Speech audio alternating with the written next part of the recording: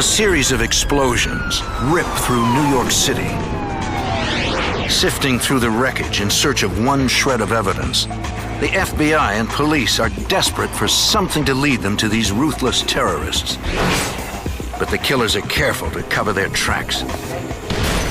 As the bombings escalate, the FBI is in a deadly race to stop this murderous group with a dangerous cause.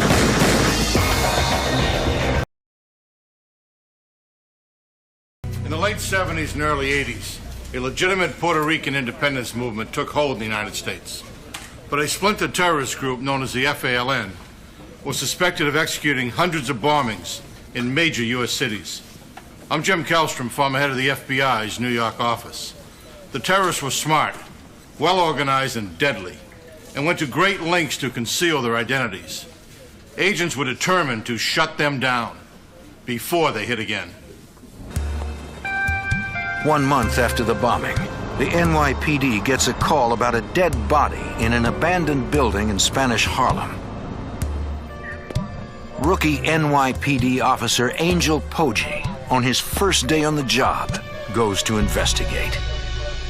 Officer Poggi is of Puerto Rican descent and proud to have become one of New York City's finest. The door was booby-trapped, and he blasted him right across the street and ended his career on the spot. Although Officer Poggi survived the blast, he lost sight in his right eye. When police search the building, they find no dead body. The phone call was a lie to lure police into a deadly trap. The bomb squad recovers explosive residue and another luggage handle. Like the earlier bombing, they determined this bomb was made of dynamite. From the pattern of the blast damage, they suspect it was probably hung on the back of the door, possibly in a garment bag. We did realize quickly that we had a serious problem in our hands. One of the alleged bombers called the news agency and told them to look at a phone booth near the bomb site. The patrolman is dispatched to the location. There, under the phone, he finds a letter. He takes it to headquarters to study it for leads. The letter is from a group calling themselves the FALN. The FALN is not even known in Puerto Rico.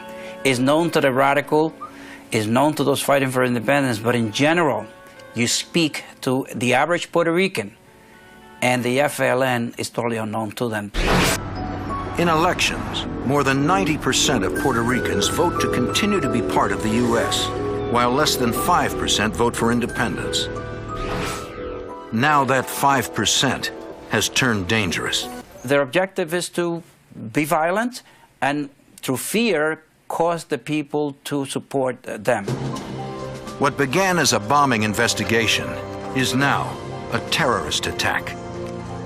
And fighting terrorism is the job of the FBI.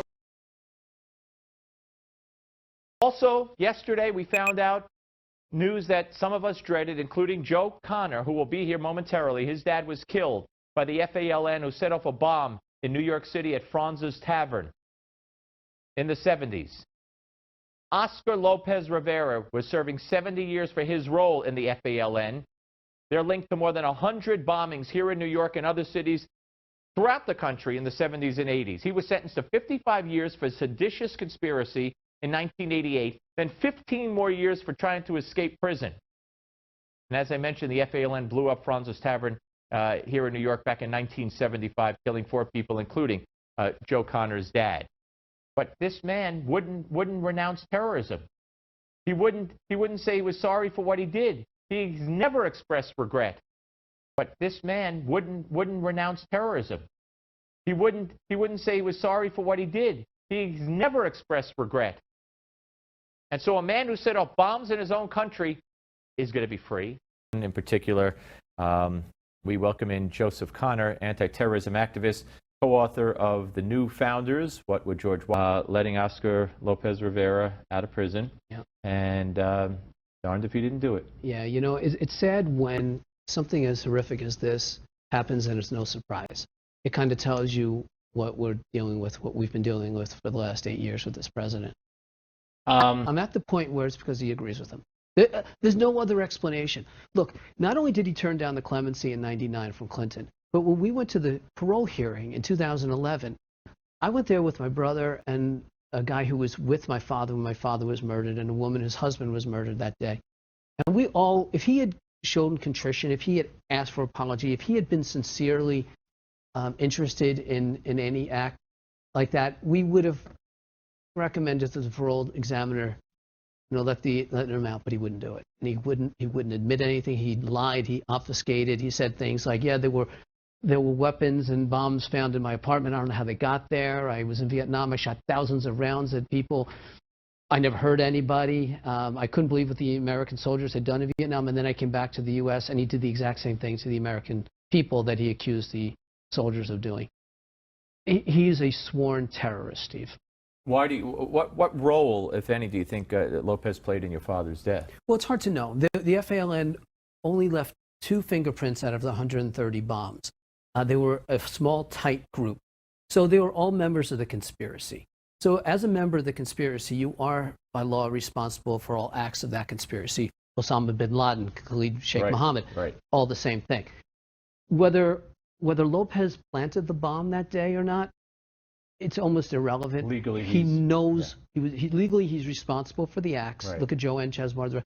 So you consider Charles him Manson didn't kill anybody. Right. You consider him your father's killer. Absolutely, the whole group. Yeah. And so he never has come out and said, "Look, I didn't do it, but here's who did," or given any information about it at all. He'll take that to his grave, I'm sure. Now, you sat in on parole hearings for this man. I mean, participated. you participated. Puerto Rico's independence, that's what a group called the FALN did in the 1970s and early 80s, setting off bombs that killed 4 people and wounded dozens more in the city, including NYPD officers. Now, according to witnesses, I was blown back 15 feet. He was blown up in the air. Retired NYPD Detective Anthony Simft is outraged Oscar Lopez Rivera, an FALN leader, will be released from prison after President Obama commuted his sentence this week. The group was behind a 1975 explosion at the Francis Tavern in Lower Manhattan. Simft lost sight in one eye in a New Year's Eve bombing a federal court in Brooklyn in 1982. The same day bombs exploded at police headquarters and Federal Plaza.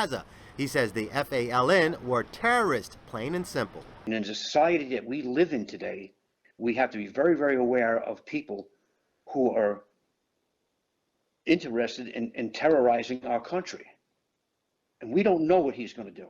Activists and some politicians have been fighting for Lopez Rivera's freedom for years. He was convicted on weapons, explosives, and conspiracy charges. It demonstrates a complete disregard for the injuries, lifelong injuries